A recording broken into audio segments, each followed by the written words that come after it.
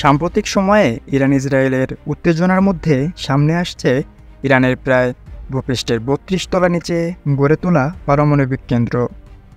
ইরানের মধ্যাঞ্চলীয় প্রদেশ ইস্পাহানে এই পারমাণবিক কেন্দ্র অবস্থিত। দেশটির পারমাণবিক কার্যক্রমের কেন্দ্রস্থল হিসেবে এটি পরিচিত। এখানে ধ্বংসাত্মক পারমাণবিক অস্ত্রের সেক্রিফিউজ তৈরি করে দেশটি। এখানে বিপুল পরিমাণ অস্ত্রের মজুদ রাখারও সুযোগ রয়েছে, যা দিয়ে ইসরায়েলকে নিমেষেই ধ্বংস করে দেওয়ার মতো সক্ষমতা আছে দেশটির। এছাড়াও ভূগর্ভস্থ মিসাইল, যুদ্ধবিমান, ড্রোনের শহর রয়েছে দেশটির।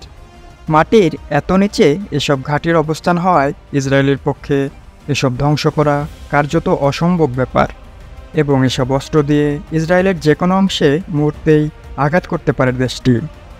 পশ্চিমা বিশ্বের এসব পারমাণবিক অস্ত্রের আতঙ্কের মধ্যেই ইসরায়েলে হামলা চালালো দেশটি। এখন দেখার বিষয়, মধ্যপ্রাচ্যে এ যুদ্ধের দামামার শেষ পরিণতি কী ঘটে। প্রিয় ভিউয়ার্স, আপনি কি মনে করছেন? আমাদের কমেন্ট বক্সে আপনার মূল্যবান মতামতটি জানান।